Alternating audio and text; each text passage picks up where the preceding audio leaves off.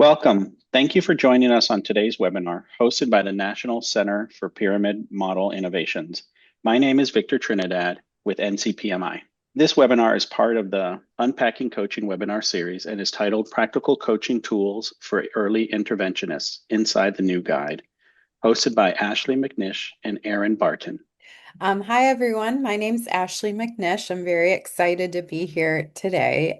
For those who don't know me, I am a staff member with the National Center for Pyramid Model Innovations, and I myself, along with Erin, have created many of these tools and materials in our uh, early intervention implementation tools for pyramid model, and including this new guide that we're very excited to unpack with you today.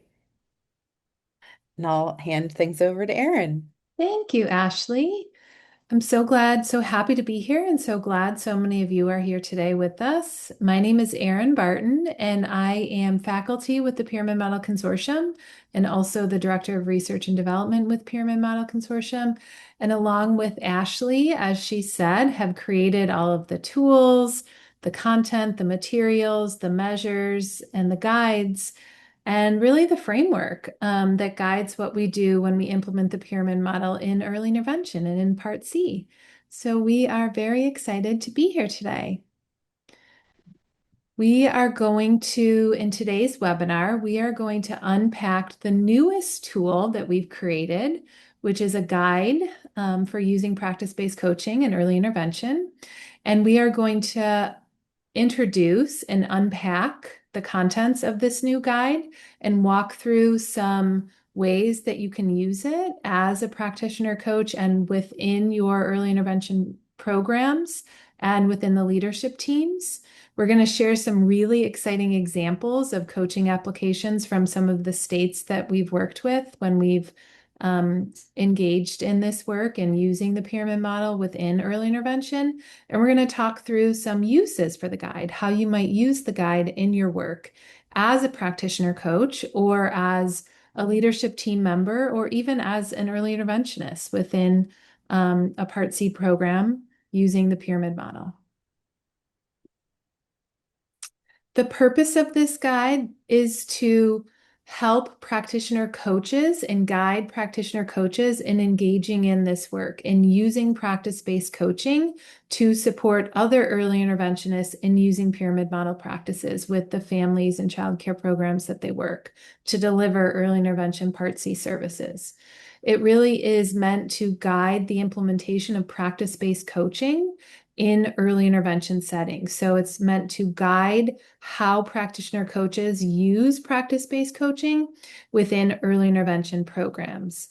And really, there are many sections of the guide, and it is meant to be used as a roadmap for engaging in practice-based coaching. And there are many different tools within it, many different examples, and there's also some examples for using data decision making, and we're going to walk you through some of these examples as well. So inside the guide, these are some of the overarching sections. And we're going to go over many of these, not all of them in detail, but many of these, just so you get a little glimpse of some of these and have an idea of how to use this guide in your work. We're going to go over some of the key terms, and there is a section that goes over the key terms just so that we can make sure that we're all talking about the same thing when we use certain terms. There's a section on getting ready for coaching so that you as a practitioner coach and as an early interventionist can support early interventionists in getting ready for coaching. And so you know what to do to get ready to use practice-based coaching. There's a section on enacting coaching and what to do as you're starting to coach and when you are engaged in practice-based coaching. There's a section on database decision making and how to use data to guide your work. And then there's links to all of the early intervention practice-based coaching resources. And there are many resources that we've created to guide your work that we outline how to use within this guide as well. We also include a case study that illustrates the coaching cycle. So the case study is woven throughout the guide. And then there are many different checklists. We created some practice-based coaching checklists to walk through each section. So you can take kind of a step-by-step process for all of the different sections and how to really use practice-based coaching in your early intervention work. These are some of the key terms. So in one of the things that Ashley and I come across in the many different states and programs that we work in is that every state, and even within states, there are different labels and different levels of support to families and childcare providers who have infants and toddlers with disabilities who receive Part C services. And so this is an example of all of the different ways that early interventionists are named and how and all the different roles that you might be in when you are using early intervention and engaged in early intervention work and using these practices with families and caregivers of infants and toddlers with disabilities. So you might be a service coordinator, you might be a developmental specialist, you might be a family support specialist, you might be an SLP, a PT, an OT, and these are all the different roles who might be recipients of practice-based coaching so that then they can implement pyramid model practices in their Part C service provision and in the early intervention work that they do. Yeah, and I just wanted to add, going forward now, you may notice on a little icon on the bottom. So if you are looking along at the guide as we go through this, we put page numbers and sections if it's helpful for you to kind of look along as we go through it together. Thank you, Ashley.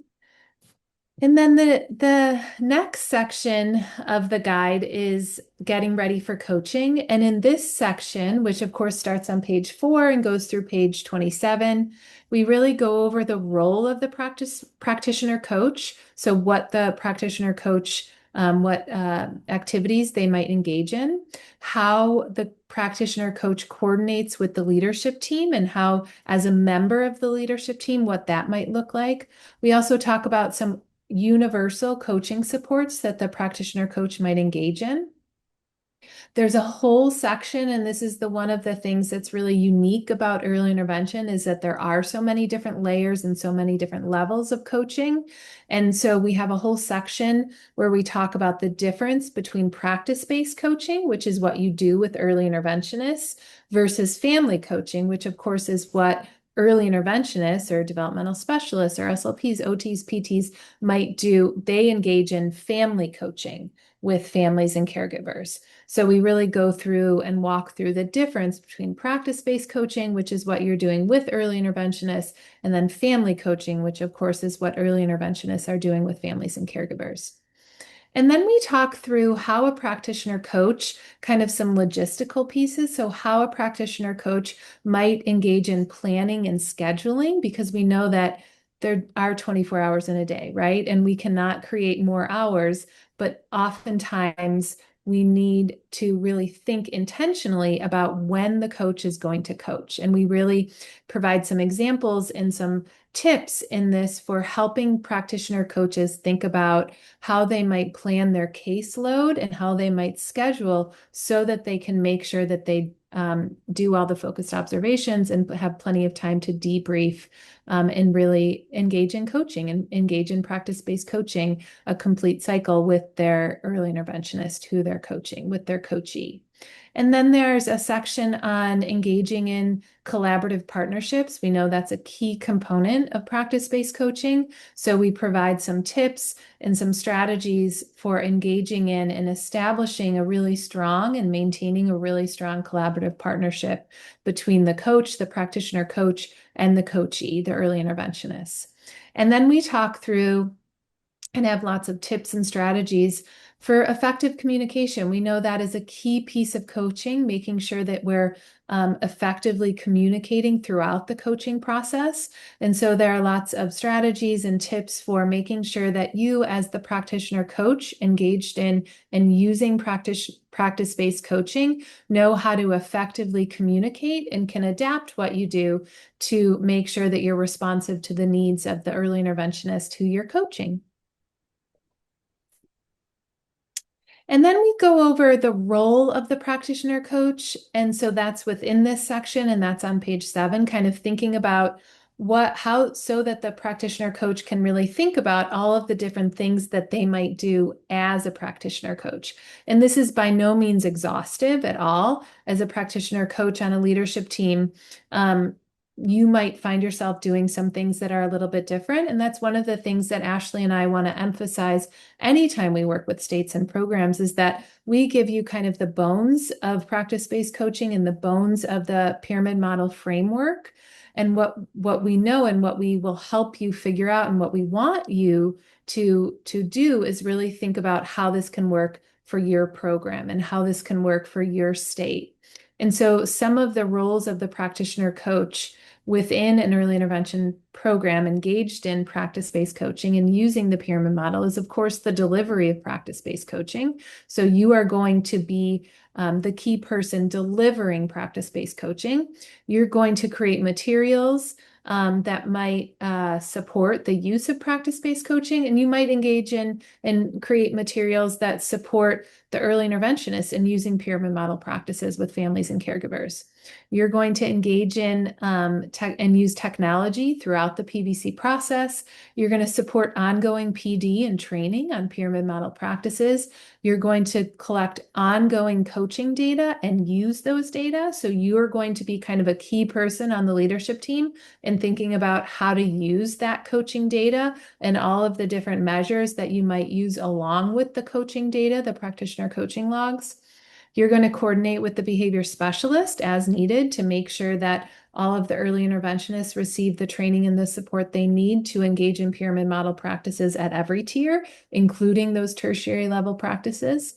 And then you're going to share coaching updates and make sure that you talk through data and engage in problem solving at leadership team meetings and outside of leadership team meetings, because you as a practitioner coach are an integral person, an integral member of the leadership team as well. Yeah, and Erin, I'd like to add too, that programs make many decisions, like Erin said, is like looking at this guide as kind of a roadmap Yeah. for what to do, but we always encourage programs to set things up for how they might do it. So there could be programs that have multiple practitioner coaches that share these roles. And so I always encourage coaches and teams, like, think about your capacity, or what are you prioritizing right now in this moment? Because you don't have to do it all at once. And so that's something too to think about when you're using this guide, is like, what do I want to prioritize? How can I break that down into small, achievable steps? Especially because typically in our experience, the practitioner coach may have a caseload themselves. Mhm. So just being aware of that, and kind of checking in with yourself as you go through, what's my capacity right now? In the next couple months, what do I want to focus on? Absolutely. Yeah. And one of the things that you're going to do always throughout the implementation is to coordinate with the leadership team. And so you're going to want to make sure that you engage in leadership team meetings. And so we include some tips within it. So this is an example of tips for engaging during leadership team meetings. So making sure that you're proactive, for example, that you initiate conversations rather than waiting for issues to arise, because you are a member of the leadership team, and so and your role is to really make sure that you are bringing up issues as well as celebrations and successes related to coaching, that you're making sure that you keep shared notes, that you're clarifying roles and commitments, and always prepared to talk about what's going on within the coaching process, and be willing to share things that are going really, really well, and things where maybe you need some support, or you need some other resources to think about how to best support the practitioners. And then always, you are kind of on the ground seeing how pyramid model practices are working. You're on the ground level. And so you get to have that view and you get to bring that viewpoint back to the leadership team, which can be really insightful and really important for the leadership team to understand. And so your role on the leadership team cannot be understated, and it's really a critical role. So making sure that you are engaged in that leadership team meeting all the time, and that you can engage and initiate conversations as needed related to coaching. And as Ashley said too, what we always say when we are working with states and programs is that this is a slow, steady process. So, we went over the roles and we talked about a little bit about data. We're going to talk more about data. And we talked about a little bit about scheduling and your caseloads. But know that this is a very slow roll. So you are going to, it's important for you to make sure that although you are the one bringing back coaching data and talking about coaching at the leadership team, it is absolutely, we want you to move very slow. We want you to move slow and build this slowly so that you're building a system that's sustainable. And that's something that you can make sure to emphasize as a leadership team member, that, coaching is moving slowly and, but we're getting it up and going, and it's moving at a steady pace. I think that leads really nicely into this next Sure section, does. Erin, because Yeah. I'm going to talk a little bit about universal coaching supports, and we cover that on pages 11 and 12 in the guide. Um, because, in our experience for leadership teams and coaches, this is one of the biggest critical elements, like in terms of time and commitment. Mhm. And when we're first starting with a new program, they're just wrapping their heads around what is even happening and going on and getting information from trainings. And so we encourage teams to take that time to really go through. The leadership team has a guide that provides guidance all around building coaching and PD supports in their systems. That also has information on universal coaching supports. And then for the practitioner coach, just like Erin said, part of their role could be gathering materials to really make sure that after staff receive training on the pyramid model practices, um, that they're keeping the conversation going about those practices, because it does take time from that training for the coaches to then get their own training on practice-based coaching, and to help think about at the leadership team level, like, how are we going to structure this? What do we want to try first? And the guide, I think, is really helpful in grounding you and thinking about what options are and what they could look like. By all means, we also encourage innovation. So if you don't see an example in the guide, it doesn't mean it's not something you can't try. As long as you're collecting data and using that to inform decisions. Um, but I think this is one of my favorite sections to just help coaches think about, what can I do as I'm building my own capacity, small steps, to do things like what Erin said, communicating coaching decisions or what it might look like to staff. Um, to help orient staff to what their coaching experience could look like or might look like. To maybe provide, embed discussions around practices during staff meetings. I know a lot of programs that we work with love to do that. And so what that could look like might be going on the NCPMI website and finding a family engagement material or resource, talking about that and presenting it at a staff meeting, and then giving a practice challenge, or encouraging providers to go out and use that, and then come back at the next staff meeting and think about what that, how that went, what might they be doing differently.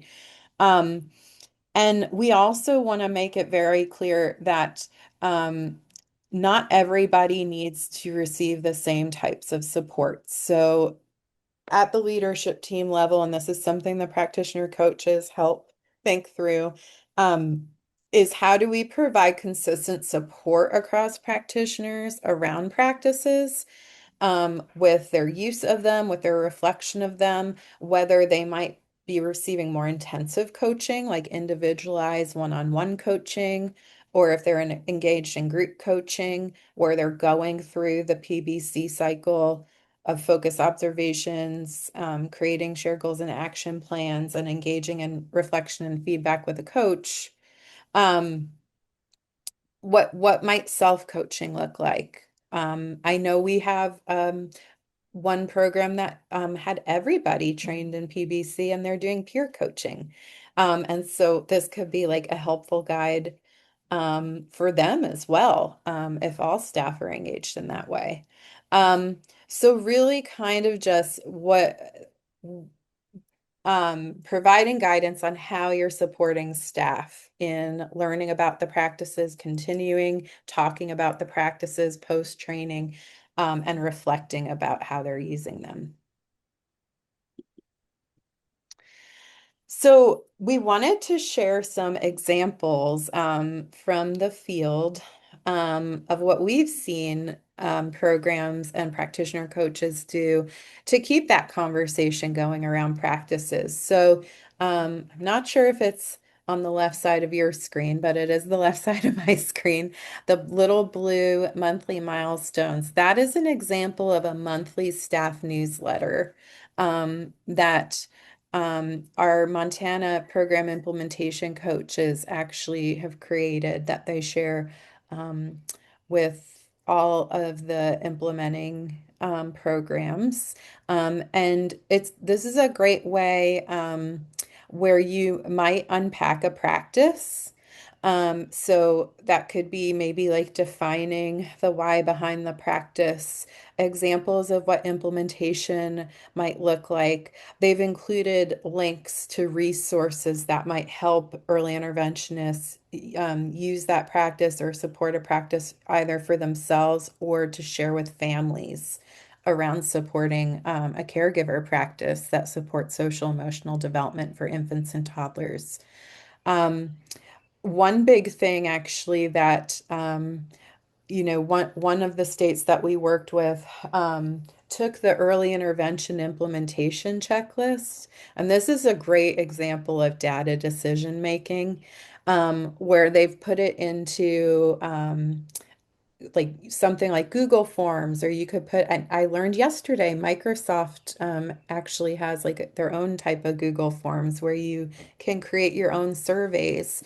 And so they distributed that to all their staff because the early intervention implementation checklist is a tool, it's a self-reflection tool that aligns with the EPV practices. Um, so the leadership teams and coaches can get an idea of like, where do our staff feel confident in use of these practices? Maybe where might they want some support? And then you can target the practices that you're putting in a newsletter specific to the data that you're receiving from staff. Another state, one of the coaches, um, took the Unpacking Infant Toddler Pyramid Model book.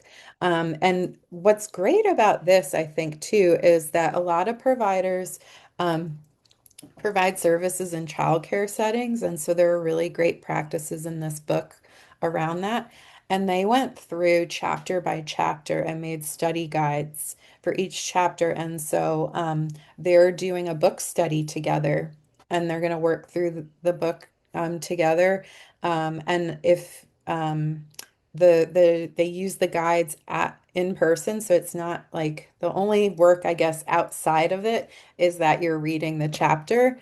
But when they come together, you don't have to plan anything for the discussion. They're having the discussion together using the guide. And so I thought that was a very innovative way to kind of think about how might we use this practice in different contexts. and supporting infant toddler social emotional development.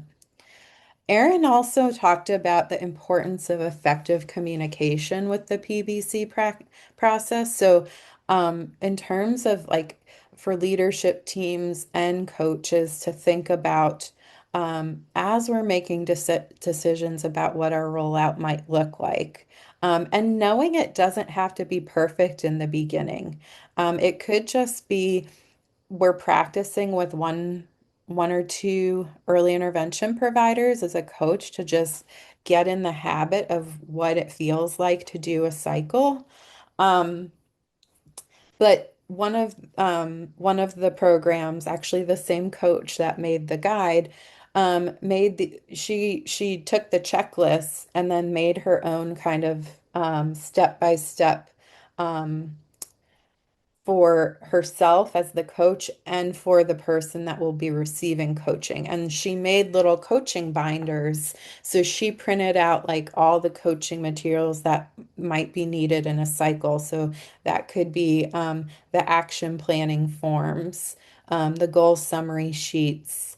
The focus observation forms, maybe a place to put any resources that the coach shares during their reflection and feedback meetings. So, this is a really great way. Again, I find that when people, even if it's something new or scary, if you can find a way that you can communicate clearly, what's happening, even if it's like, hey, we're gonna do two cycles and see what happens. But here's the information I know for now, where you can kind of chunk down that information for them in a very clear way.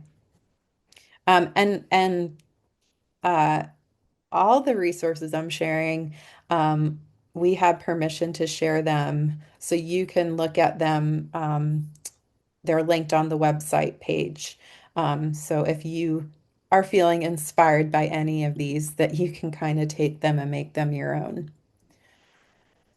Um, and then the next section is enacting coaching. So this section of the guide actually helps you once you're starting to engage in what those coaching cycles are, step by step from your share goals and action planning, your focus observations, and your reflection and feedback. Um, Again, links everything that you could possibly need. So, each section of this part, we're looking at the created shared goals and action plan section here, has a step-by-step guidance of what to do at this point in the coaching cycle. And then you'll have links to all the resources that you might need for that part of the cycle there. Um, Another thing I love, that, if you're a new coach, is just kind of a breakdown of an action planning form. So, how the goals are, um, what each component of an action plan should be, to just make sure that when we're setting goals, we're also creating small action steps that are achievable throughout the process. A place to document any materials or resources that will help you to complete that goal, and then a timeline. And the goal achievement statement, to have that shared understanding for both the coach and the provider to know when that goal's been achieved. So there are little resources kind of like that sprinkled throughout, to help make things very clear. We also, in this section, like Erin said, there's a case study throughout. So we're just showing an example of that case study. So, um, in the case study, you will see the use of all of the PBC EI material. So this is an example on the left side of the screen in the yellow box of the focus observation notes and how that coach prepared for the debrief, for example. Um, and again, every coach has their own organization. Habits and skills that work for them, but it's just to kind of give you an idea of what that could look like.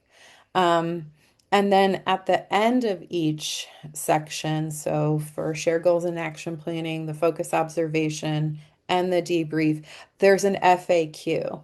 So, you often get questions, or those questions pop up as you are engaging in something for the first time. And it's kind of a place coaches can go to troubleshoot, maybe before they go to the leadership team or their program coach for extra support because you might be able to solve the problem yourself. But you also have, of course, your leadership team and program coach to support as well. These are also another thing that is a little bit different when implementing practice-based coaching and early intervention, is the collaboration with families in the process because coaches might be attending live for focus observations, or like Erin said, we might use technology, and so we might be asking to record portions of a visit or an entire early intervention visit for the coach to observe the use of practices.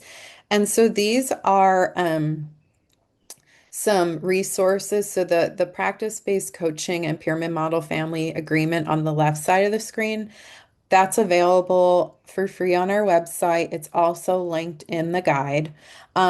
But it's just kind of a step by step for the coach and the practitioner to go through together around having conversations with families to communicate practice-based coaching and to let families know what their choices are to participate because not every family on a caseload has to. However, I have heard feedback from many of my practitioner coaches that most of their families actually are open to engaging with practice-based coaching. Um, and then the right side of the screen is an example from one of our North Dakota programs that made their own little information sheet for families. And with both of these sheets, like they're part of a conversation. It's not like we bring the sheet and just leave it with the family to kind of figure out on their own. Um, this is something that you can bring and share with families and kind of go through step by step. And in alignment with our EPFI practices, making sure we're leaving that space for families to ask questions and check for understanding throughout.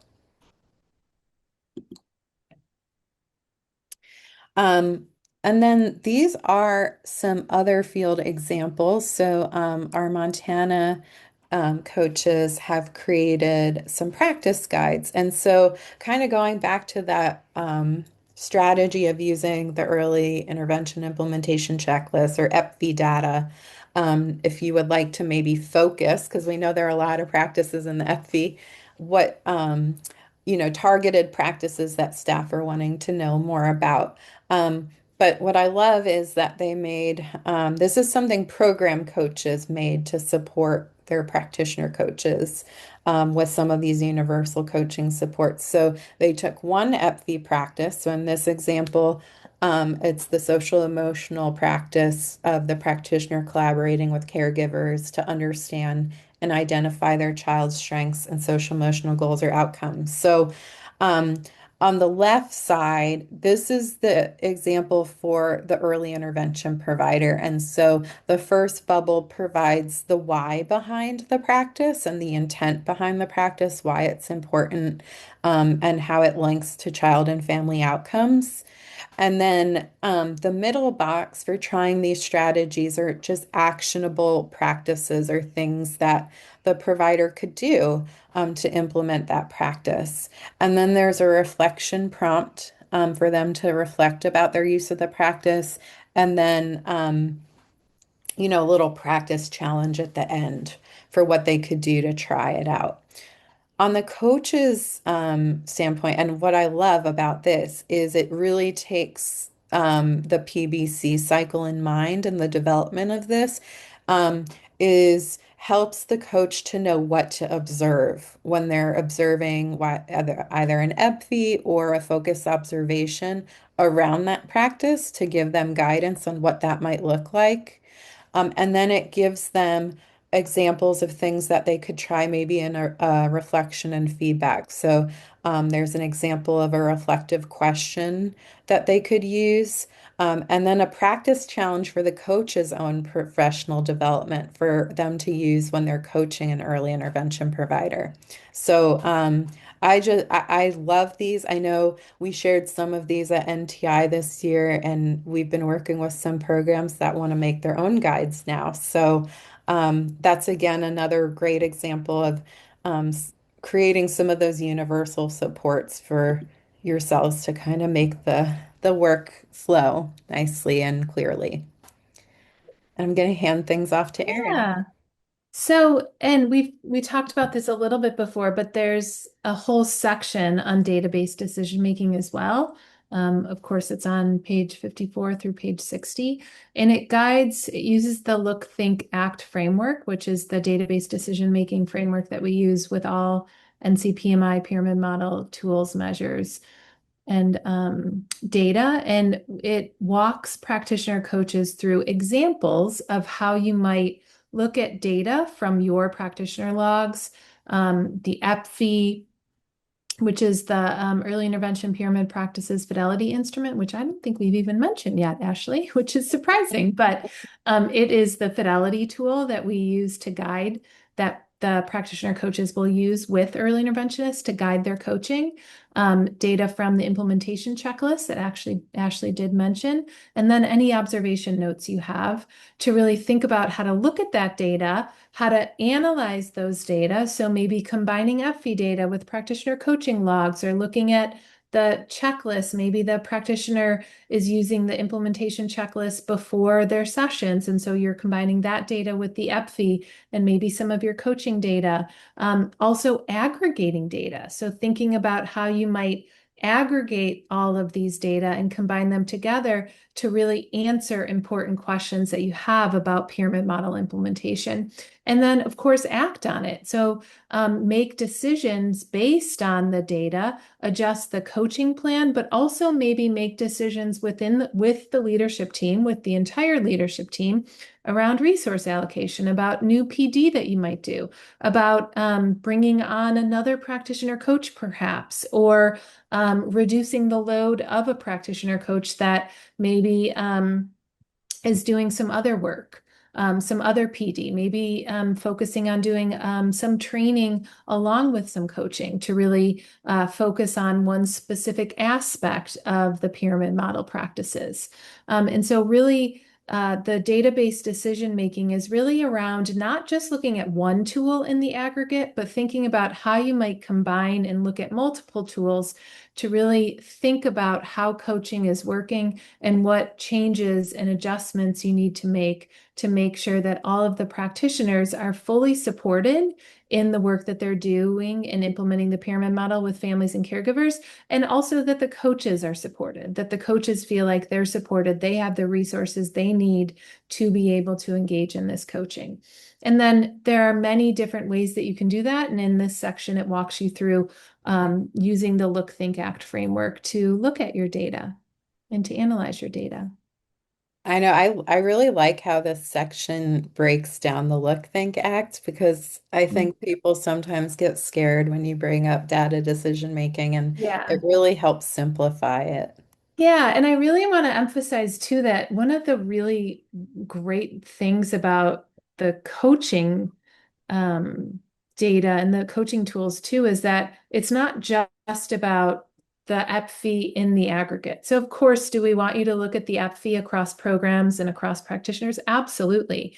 But I also really want you to take those EPFI data and crosswalk them, compare them with the coaching data, maybe the practitioner coaching logs you have, maybe the implementation checklist, maybe some family child outcome data that you have as well. So I really want, and in this section, I think we emphasize that it's not just looking at a data source in the aggregate, but it's really about combining data and looking across data tools and answering really important questions that you might have around implementation related to coaching.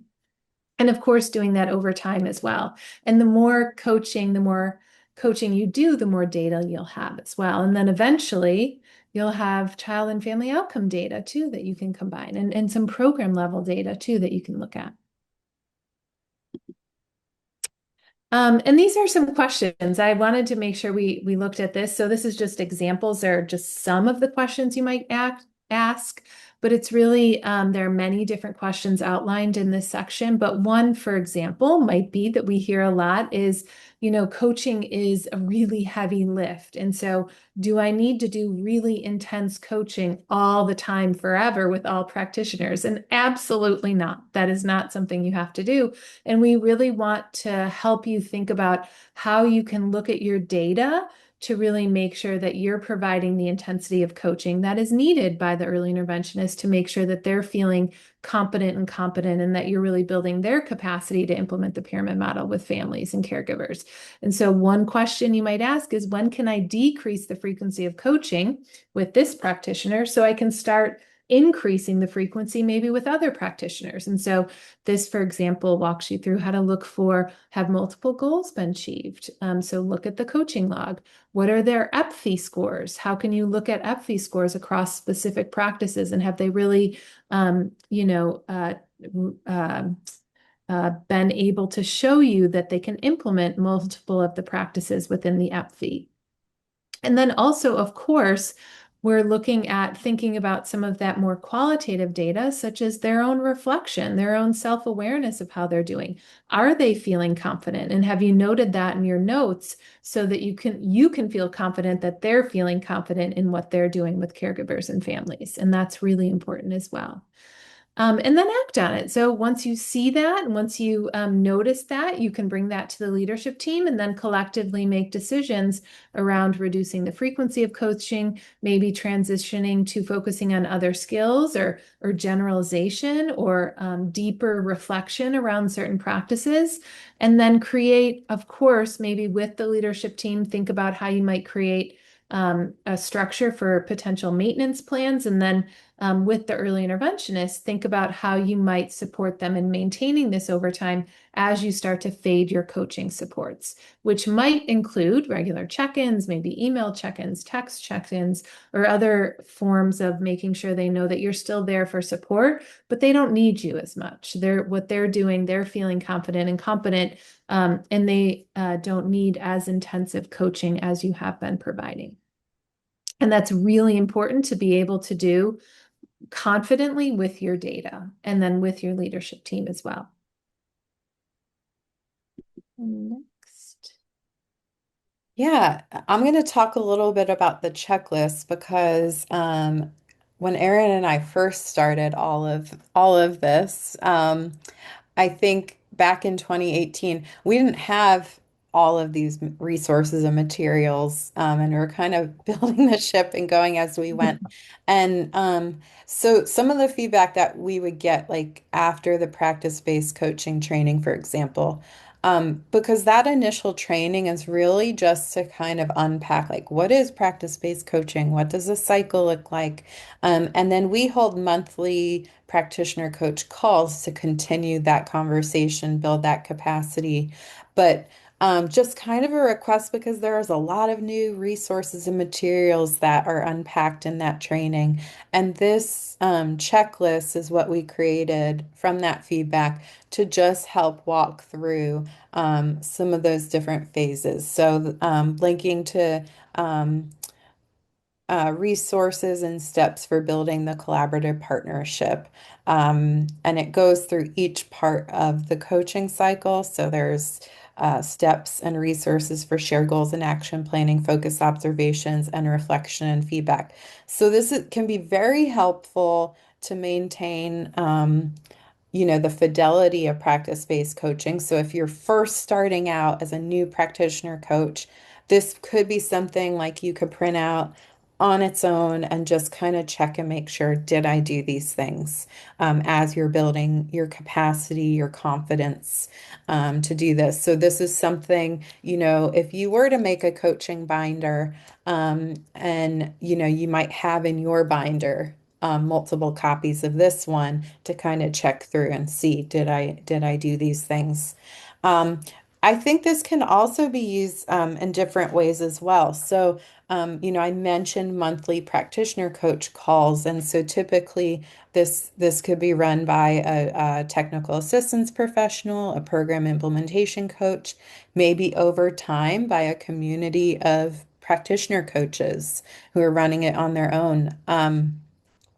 We either within a program or with other coaches across the state.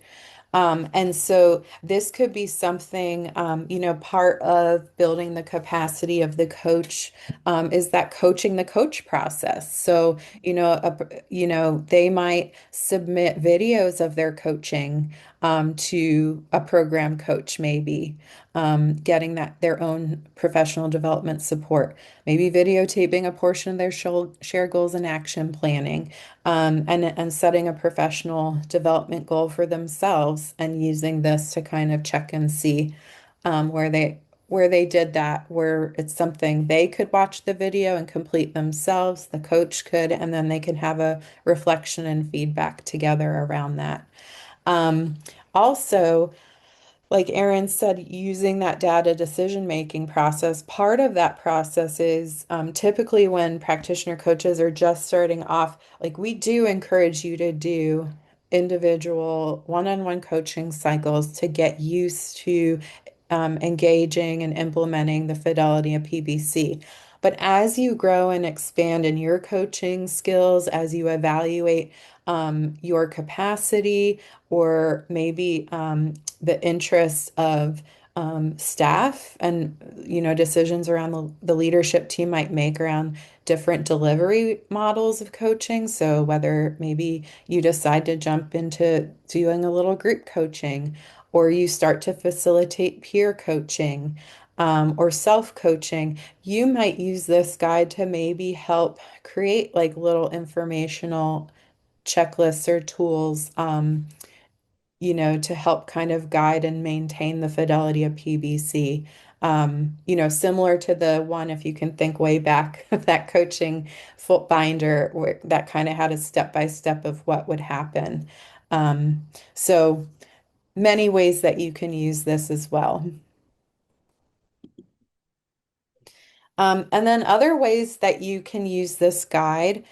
So like I said, that initial practice-based coaching training is really to orient coaches to the training. They are not expected to leave that training knowing exactly what to do. That's where this guide is to help be that guide on the side that you can refer to after that training as you're engaging in the process yourself. Um, so there's, as we've unpacked ways to help support the leadership team in building the coaching and PD system, actually enacting the practice-based coaching your cycle yourself. Um, you can use it to look at how you're going to plan communication and other PD supports with staff, because like we said with universal coaching, maybe you're working with the behavior support specialist to do a little mini lunch and learn on some universal practices they can use with families, to prevent the likelihood of challenging behavior to happen with toddlers. You can also use this in your community of practice calls as well. So maybe there is a section like we want to focus on building collaborative partnerships, where maybe there's a section of the guide that you're looking at together in your community of practice and reflecting and making plans for what you might do next. I also like to point out, this is a great tool for program coaches as well, because one of the role of the program implementation coaches is to support building that capacity, or being that guide on the side for the practitioner coach and a resource for them to go to. So it's great for you to really know this guide inside and out too, so that when they do come with questions or needs or supports, you know how to guide them. So Erin and I wanted to kind of end our discussion today with just kind of picking out some of our favorite features in the guide that we didn't share in our tour initially.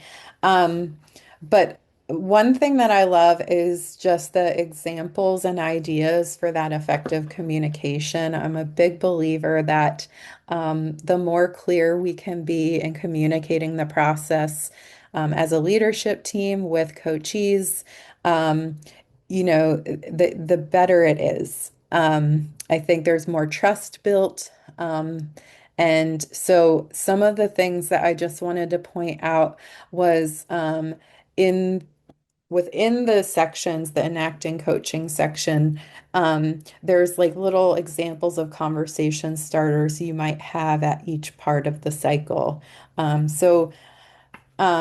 If it's just something that you're getting used to of how might I deliver that information or ask a question, that there's just little examples to maybe give you an idea that you could use exactly what it says, or maybe create your own and have kind of a plan of what you want to say. Um, and then I love this example of the coaching preferences survey. So this is part of building the collaborative partnership. Um, I think when you are able to provide voice and choice for staff in areas that you can, that really builds that trust and can go a long way. So, whether it's how they would prefer you to communicate with them, which coaching strategies they're most comfortable with you using. Let's say on a focus observation, which ones, helping them to reflect on their own learning and what they might think might be the most useful for them to learn something new, can give the coach a lot of information. This is one example of a survey, but I think it also kind of gives way to how Aaron was talking about, like, what are those data questions that you have? What story do you want your data to tell, to whether it is to inform how you're coaching personally or the coaching decisions your leadership team is making? Because you might find other ideas for surveys that you might make to get some of that qualitative data to help inform, some of the decisions that you make along the way. Erin, what was your favorite Yeah. feature? Mine were, well, I already mentioned it a little bit, but we included some different data-related coaching questions and really provide kind of a step-by-step for how to use the look, think, act process, which I really like the way we laid it out because as I mentioned before, there are so many different coaching is really such a heavy lift, right? So it's we often say it's kind of the heaviest lift especially initially regarding implementation. And so there are so many different ways that you can use data and combine your data and collect data to really help you create a coaching system that doesn't feel like it's too burdensome, right? So that doesn't feel like it's something that you're not going to be able to do, but that you can really start small and use your data to really guide what you're doing, to provide coaching at intensity that's feasible for the program, that works for the program, and that also is making a meaningful impact on the coachees, the early interventionist, as well as the children, families, and caregivers that they're working with.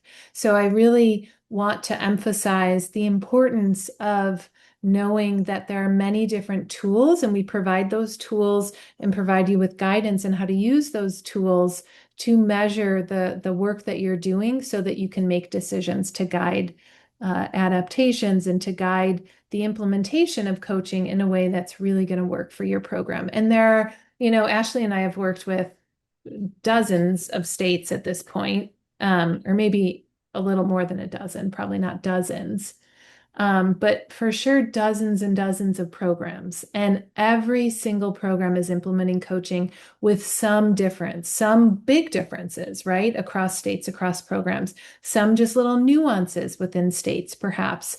But these programs are so innovative.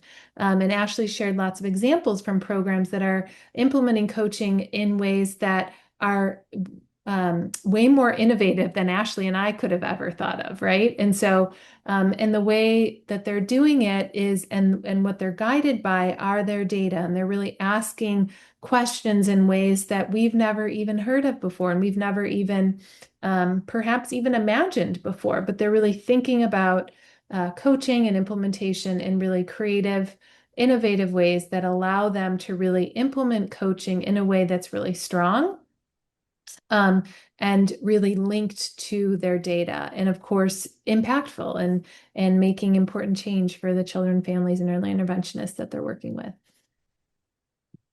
So that's my favorite. And we have a couple questions. So we have a question from is the coaching preferences survey in the guide? Yeah, Yes. it is. Page 24, and you found it. You answered your own question. From Jennifer in Michigan. Yeah, good to see you on here. Yep, All right. that's our only question. Yeah. And she answered it herself. I'm glad the guide was useful in helping you to find the answer. Yeah. All right. Well, I think then that is our time for today. And Victor's going to share some information before we say goodbye. Thank you so very much to all of our panelists for their wonderful insights. Your feedback is very important to the work that we do. Please remember to provide your feedback on this webinar with our post-webinar survey by typing the web address shown on this slide into your internet browser. Your certificate of attendance will appear once you submit the survey. We invite you to visit our website, challengingbehavior.org, to sign up for our upcoming webinars, access recordings, download pyramid model resources, and more. Thank you to our funder for making this webinar possible. This concludes our webinar. Thank you all and have a great rest of your day.